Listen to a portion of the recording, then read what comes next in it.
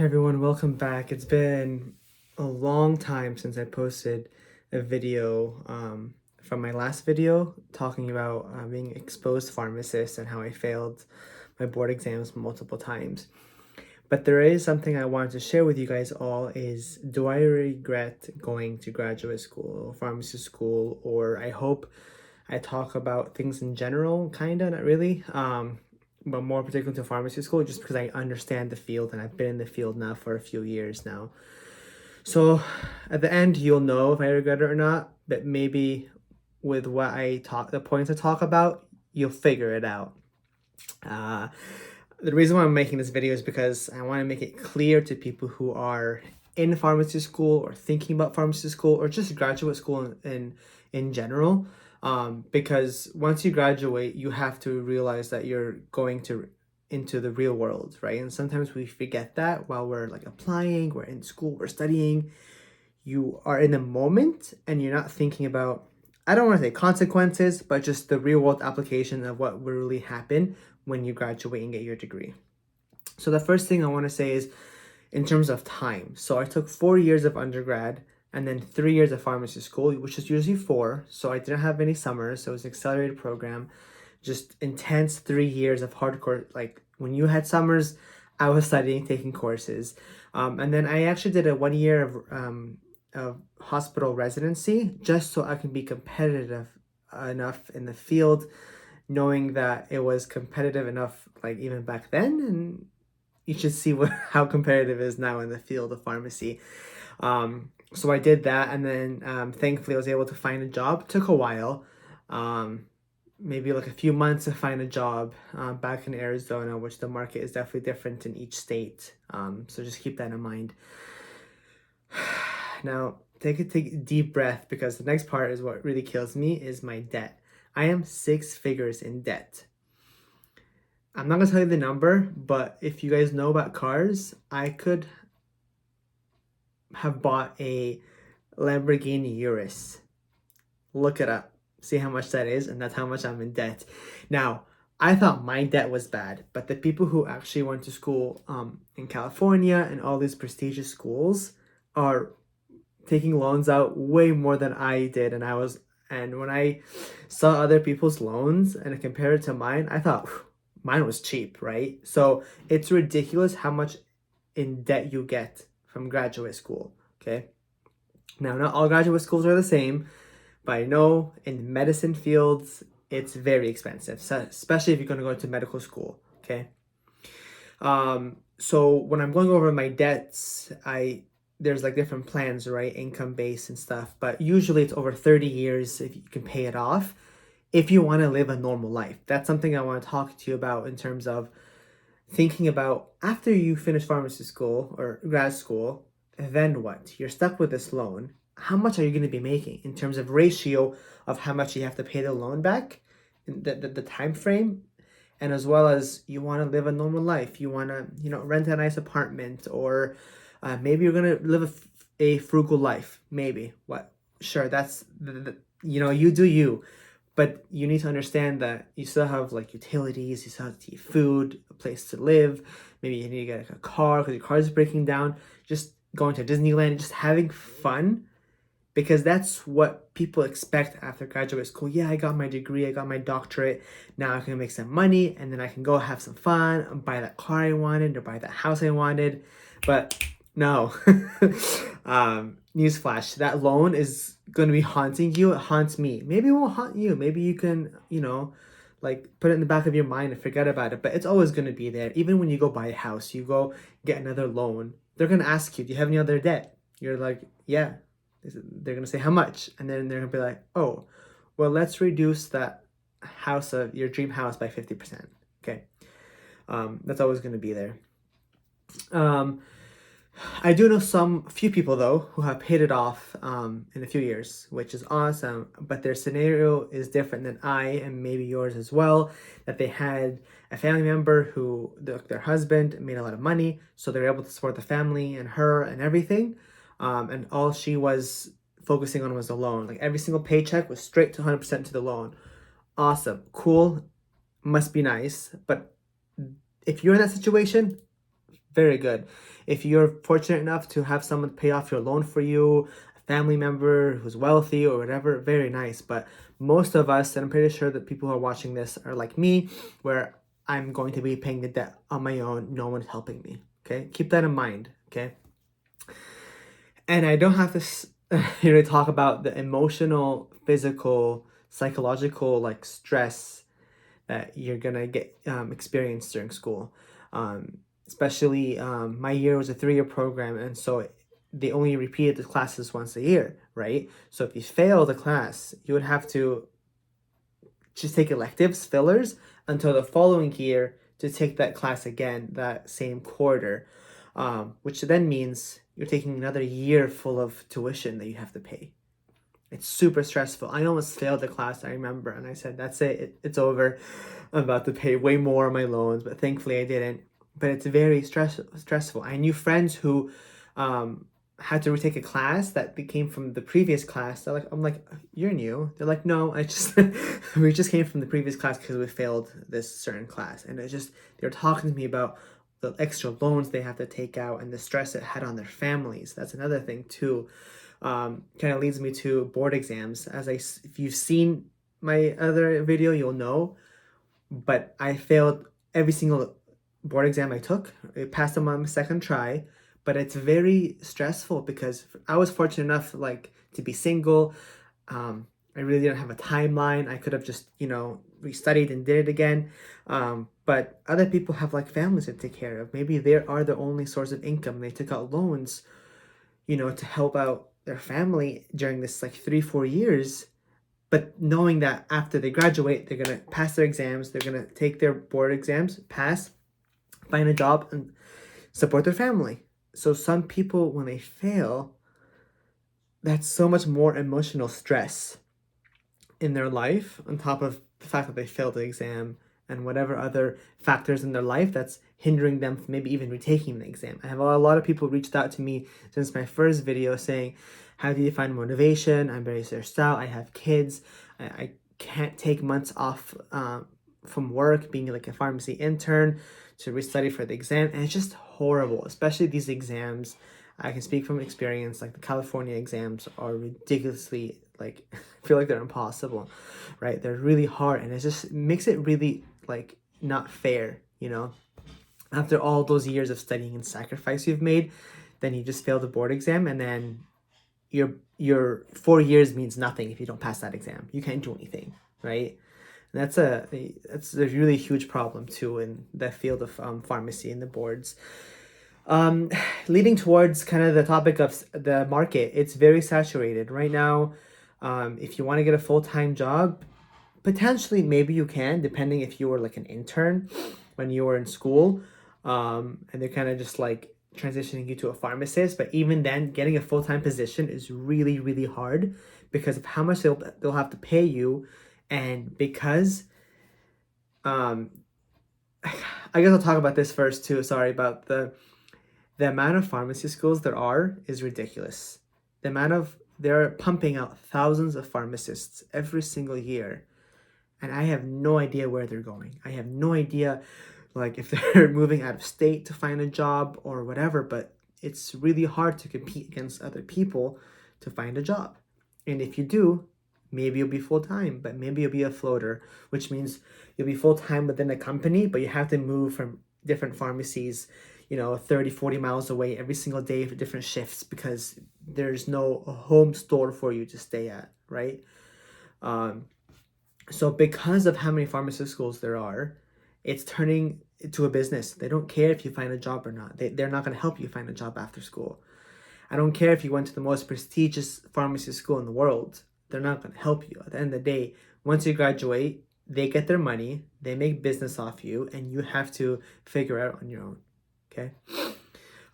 Job security, yes and no. Yes, is if you do get a good job and you really show them your value and your worth, then yeah, they most likely won't fire you unless, I don't know, you kill someone, which, doesn't happen, but it may happen. But you know what I mean. You get sued for something because you're still in the field of, it's not only medical doctors that get sued. Pharmacists get sued all the time, and they have to go in front of, judges, you go in front of the board of pharmacy, and there's always issues, So job security, I would say, maybe, sure. And the thing is too, when it comes to the market, I've applied, when I was in Arizona, I applied to a lot of jobs in California. And I would get offers. I'd be so excited to go to the interview, and they say, oh, your base hourly pay is so and so. And I would just look at them and be like, what? They lowball you so much because there's so many of us, or pharmacists, that if you don't say yes, someone else will, especially if they just graduated, and they need a job, they need some income, they'll take the job. And by doing that, I feel like it's diluting the quality of the pharmacists out there and like what we're worth. I feel like every generation that comes every year, like the value of how much we make per hour or the salary just declines. And it's really bad because how are we supposed to pay off our loan, right? And live that life I was telling you about, right? And it's just the ratios are completely off. Like how much you are in debt and how much you get paid and living, and don't forget our best friend, the taxes, like it's really, really bad. So lowball offers, I got them before and I'm like, are you kidding? One of them even offered me a lower rate than I was getting in Arizona, which the cost of living in Arizona is way lower than that in California. And they said, okay, fine, we'll match what you got in Arizona. I'm like, I'm good, thanks though. I'd rather just stay in Arizona and have way lower cost of living. People could say, well, we don't really care about that because we're gonna start our own pharmacy. Go for it. Honestly, I've been thinking about it too, but I always have the mindset of, well, if you do your own pharmacy, you have to be so unique to compete against the big dogs, right? Your Walgreens, your CVS, which is literally every single corner you go to in all the states, there's a pharmacy there, and it's just easier for patients to get transferred from a prescription to another prescription if they go, travel to a different state or something, or they'll just pick up their prescription somewhere else, versus you having a small brick and mortar pharmacy in the corner of a certain small city, and you do your business with different clients and stuff and different doctor offices, but it's just so competitive. If you're gonna do mail order, good luck. I'm just not trying to be like a party pooper. I'm just giving you the reality because I worked with Amazon Pharmacy, and if you're gonna do a mail order pharmacy, you're gonna have to compete against Amazon, and Amazon has literally they print money. They can literally have so much impact on pharmacy out there that it's going to be really hard for you to do that. If you want to do specialties, there's huge specialty pharmacies out there. Even the big dogs are actually going into specialty pharmacies as well. So I'm not trying to burst your bubble or your dreams. And if you really want one, or you have a family member that owns one, and you're going to kind of take over from them, do it. Do what your heart desires. I will not stop you, absolutely. I'm just giving you the full picture of being a pharmacist. I've been in the field for, I think, almost 4 or 5 years now. And I've seen and talked to so many pharmacists in different industries, and it's super saturated and it's really getting competitive. I am personally in a hospital setting, so I can give you kind of more of a hospital experience, view of, and it's really competitive. I mean, I did residency, and that enough sometimes wasn't even enough. I had to do more experience to even get a good hospital job. I know people in the community settings who work with these big dogs like Albertsons, and I mean, they're the same with Vons, but CVS and Walgreens and Rite Aid, and it's the working conditions are really bad. You get mistreated in terms of your hours. Especially if you can be a floater, they'll just throw you 40 miles away, and I think they get you a hotel, but it's just paying for gas, and again, you might even be having a part-time, you won't even have a full-time job. So just be careful when you are applying to pharmacy school. I would really, really want you to think about what's next, what's after pharmacy school. And that's the biggest reason why I'm making this video, is not to stop you from going to pharmacy school. I have a million reasons of why you shouldn't, and maybe like 5 reasons why you should go to pharmacy school. And we'll talk about in a bit. But just always think about what's next. You finish pharmacy school, you need to have a game plan. Are you going to do residency? Okay, well, if I'm not going to do residency, how am I going to be competitive enough to apply to a certain job? Okay, and if I don't get that certain job full time, I'm going to be a part time. Okay, well, are you able to handle 2 part-time jobs just to help, pay yourself first, right? I'm a huge believer of that, paying yourself first and then paying off your essentials and then your student loans, right? Always think about what's next. Don't just think of the moment. And I really regret not thinking about that while I was in pharmacy school, because if I had known, maybe I would have changed my path a little bit, which kind of brings us to the $1,000,000 question. Okay, do I regret going to pharmacy school or grad school? The answer is yes. Do I like the steady income though? Yes, absolutely. Again, job security, nothing's really guaranteed in life, but I am fortunate enough to have done residency and kind of started my pharmacy career, and I am in a place now that I'm happy with how much I make, for example, and I'm able kind of to do the things I want to do. But I feel like no matter what I do, my loan is not going down because of interest rates. Would I do it over again? No. Knowing what I know now, the reason why I'm making this video is I wish I'd seen a video like this, or someone shared their knowledge. I feel like everyone was such in this like pharmacy bubble that they didn't really give you the hard, like cold, like blooded, like truth about like the industry when you graduate. So no, I wouldn't do it again. And then would I recommend it to others? As I mentioned before, a million reasons why you shouldn't, and maybe 5 or like 10 reasons why you should.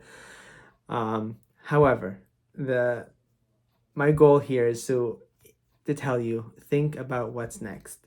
If you truly love the field of pharmacy and have a passion for it, then yes, go for it. I will never stop you for achieving your dreams, but just be aware. In the moment you are studying, you're applying, you're super excited you got accepted, you're in the moment of studying for exams after exams after exams, just know what is your plan after. Don't wait until it's too late, okay?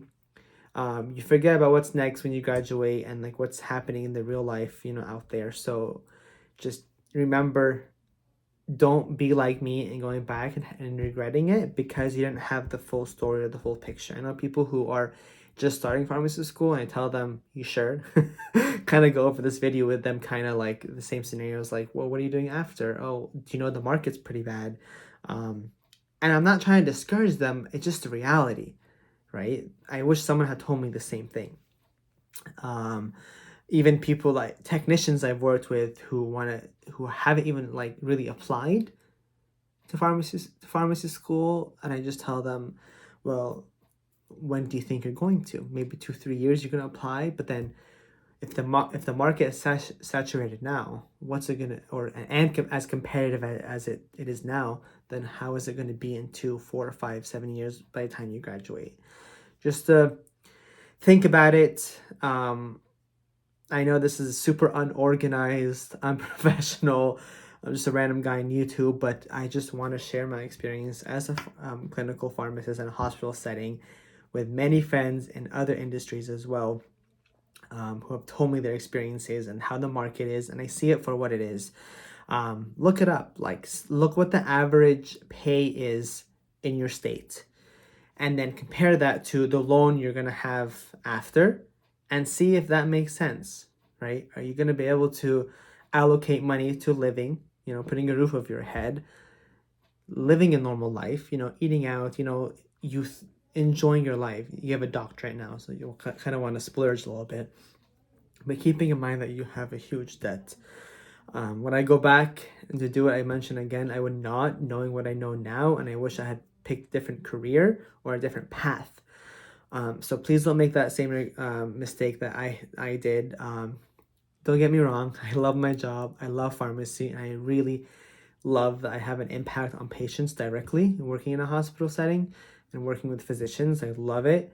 I just don't feel the income is at the right ratio of the loan and the time and sacrifice you're giving up in the beginning of your life, especially if you're in your 20s or even 30s or 40s. I had someone in my school, in pharmacy school, who was already has MD, who was like 50 plus, and he's still getting his pharmacy degree. So if you have that passion, you want to change your career path or whatever, do you?